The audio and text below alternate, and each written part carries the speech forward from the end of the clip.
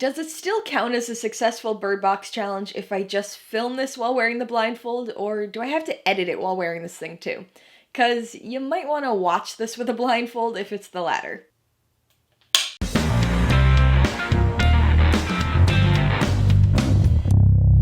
Hey everybody, welcome to Mainely Movies. As part of my 2019 13 Nights of Halloween series, today I'm going to be talking about the 2018 Netflix post-apocalyptic film, Bird Box.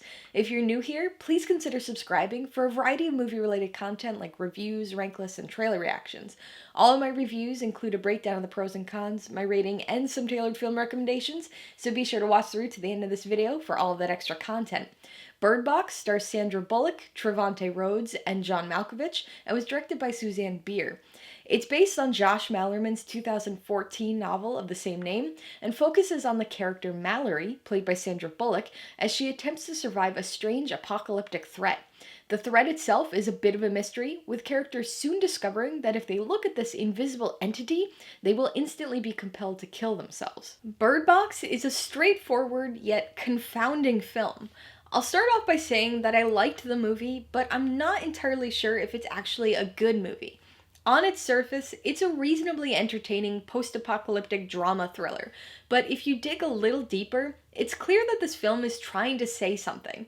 Except what it's trying to say isn't entirely clear. The premise of this film draws the inevitable comparisons to both A Quiet Place and The Happening, but I really don't want to talk about it in the context of those films. In fact, I hesitated even mentioning them because they've been referenced ad nauseum by countless others, and it honestly feels a little unfair to this film. Bird Box certainly has similarities to these other movies, but I think the comparisons to A Quiet Place especially are being made a little too loosely. Other than the unknown creatures attack due to one of your five senses thing, there really are very few things these two movies have in common. That being said, I found Bird Box's premise to be fantastic, and in most cases, I thought the filmmakers were able to successfully utilize that premise to craft some decently thrilling scenes and moments. The structure of this film was an interesting choice for this type of story. As the movie opens, we're immediately thrown into the world of Bird Box. We have very little information to go on, so all we can do is tense up and hope that we uncover some answers as we go. But then we get a flashback to 5 years before. We get a little characterization of Mallory, a hint of a possible central theme of the film, and then we're once again thrown into an intense situation. But this time, we know as much about what's going on as the characters do, which is almost nothing. This film cuts back and forth between the beginning of the apocalypse and the 5 years later journey, which is a unique choice in my opinion. Since both time periods have something intense occurring, the tension is never entirely lost. But it does inherently reveal the likely fate of many characters, which definitely dampens the surprise and impact of their losses a bit. So what's so confounding about Bird Box, you ask? Very little about the film is explained. The creatures themselves, the nuances of the rules of this world, the immunes, the 5-year time gap between the film's segments. Now, the lack of explanation is not necessarily a bad thing, because it heightens the mystery of it all, but it can be a bit frustrating at times.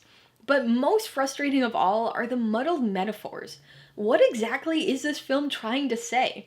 It's clear that there's a deeper meaning to this story. The creatures represent something. The blindfolds represent something. The immune's abilities represent something. The birds themselves represent something. But exactly what they represent is never entirely clear. Now I get that sometimes metaphors are intentionally kept vague so that they can be up to the audience's interpretation. But even if that's the case, the metaphors here seem to contradict themselves throughout the runtime of the film. I have a number of theories, but it seems like one of the major themes that this film was directly pushing was the idea of isolation from one another. It's mentioned by Mallory towards the beginning of the movie as she's describing her painting to her sister, and her attitude through much of the flashback's opening is one of self-isolation, as she tries to keep herself both physically and emotionally isolated from others. The idea of isolation, despite being in a group or around others, is further emphasized and explored by the diverse array of people that are trapped in the house, a la Night of the Living Dead.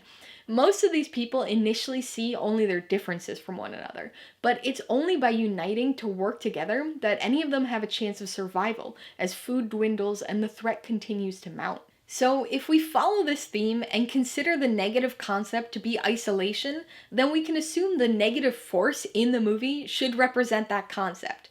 So, if the creatures are isolation, leading to loneliness, depression, and eventually suicide, then the blindfolds represent our willingness to look past what separates us, ensuring that we're no longer isolated. Good so far, but this is where the metaphors begin to get a little mixed up. In the Bird Box world, blindfolds keep people alive, but blindfolds are typically viewed as a negative thing, more of a separating force. And by being blindfolded, the characters end up becoming more isolated from one another, at least on a physical level. They can't see each other, they can't find each other easily if they're outside. And then you throw in the immunes and their compulsion to get everyone to take off their blindfolds, and it makes things even more muddled. The birds in the box act like canaries in a coal mine from a plot perspective, but they're likely representative of some sort of emotional self-preservation to distance you from the pain of isolation, which makes their release all the more confusing. I realize that there are a lot of ways to look at the metaphors in this film, but I found that any way I analyze them, they're either muddled or seem to be intentionally very cynical, which makes this a confusing movie. Is it just messy writing, or is it scathing social commentary? Is it a bad movie full of melodrama and false metaphors, or is it a good movie full of thoughtful insight for those who dig deep enough to decipher it? I really don't know. I do know that regardless of those answers, at the very least, Bird Box has really got me thinking. Alright, let's talk about the pros and cons. Pro number one is the idea behind the creatures. The rules surrounding them are never entirely clear, and they have been knocked by many for their similarity to the creatures in A Quiet Place, but I think it's important to note that production on those two films was right around the same time. Not to mention that Bird Box is based on a 2014 book, so they're not really a ripoff. In horror, being unable to see the threat is an inherently scary thing, so this premise ups the ante by making that fear the only way you can survive. The second pro is the fact that this movie sticks with you. Whether it was the filmmaker's intentions or not, I was thinking about this movie for days after I watched it. It's got a decent story at its surface, but definitely attempts to have a deeper meaning too. It's the kind of movie that makes me want to talk to other people to get their thoughts on the half dozen or so explanation ideas I've got mapped out for the metaphors. On the con side, the biggest issue for me has gotta be the muddled metaphors. Leaving things up to the audience's interpretation can work in certain situations, but I don't think that was really the intention here. This leaves us with frustratingly vague underlying metaphors that end up contradicting themselves. Second on the con side is the structure of the film. I want to be clear that I don't hate it like some people do, but I do think this movie would have benefited from a more straightforward linear structure. The cross-cutting takes a lot of suspense out of the movie, making it so you're waiting around for the plot beats that you know are inevitably gonna happen, rather than being surprised by revelations along the way. Con number 3 is the writing. I always feel a bit guilty putting something this broad in the cons, but the script is a bit of a mess. The previous two cons fall under this too, but I wanted to specifically mention the frequently unnatural melodramatic dialogue, as well as the multitude of loose plot threads that are never tied off. It almost feels like a rough draft, whose writing was never quite finished. It's a shame, because a few simple changes, restructuring, a bit more explanation, a touch of character motivation, really could have tightened this up. I'm gonna give Bird Box 3.5 out of 5 paws. I know. What about the messy writing and the muddled metaphors and the melodrama? I'll be the first to admit that my rating is probably a bit higher than this movie deserves, but I actually enjoyed this one quite a bit. I'm a sucker for post-apocalyptic films, and I've also always liked Sandra Bullock, so Bird Box already had a bit of a head start for me. I would recommend Bird Box to people who like post-apocalyptic movies, especially if you don't mind if they stray from straight-up horror, because this is definitely more drama thriller with a few doses of melodrama than anything actually scary. So if you're looking for a gateway apocalypse movie, this might be a good starting point for you. Plus, this is on Netflix, and you probably already have Netflix or at least somebody else's password, so give it a shot. If you liked Bird Box, there are a few obvious films I'd recommend and a couple not so obvious ones. The most obvious is A Quiet Place. It's a very different type of movie and executed much better, I think, but if you like impaired senses apocalyptic horror, then you'll probably like that one. The next one, I hesitate to even say that I recommend, but there are a lot of cross ties between the plot of Bird Box and The Happening. The Happening has a very interesting premise, and I used to enjoy it quite a bit, but it's definitely one of those so bad it's almost but not quite good movies, so fair warning on that one.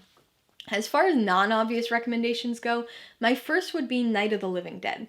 There are quite a few parallels to that film and the 5 years before sequences of Bird Box, but Night of the Living Dead is more importantly a perfect example of underlying metaphors and social commentary in a horror film done right. So if you like Bird Box's attempt, but want something a little more fleshed out, no pun intended, then check out that Romero classic. My next recommendation is a little out there, but hear me out. 1967's Wait Until Dark. Not apocalyptic in any way, but this one's a really tense, slow burn psychological thriller that's one of the most effective one sense removed movies out there. Alright, a couple questions for you guys. Number 1, have you seen Bird Box? If so, what'd you think of it? And number 2, what's your favorite post-apocalyptic movie that doesn't involve zombies? Be sure to leave your answers in the comments below so we can get a discussion going. Alright, so if you got some enjoyment, insight, or information on this review, I'd appreciate it if you'd hit that like button. And if you haven't done so already, please hit subscribe while you're at it to see more videos like this. Till next time, this has been Alyssa with Mainly Movies, the way life should be.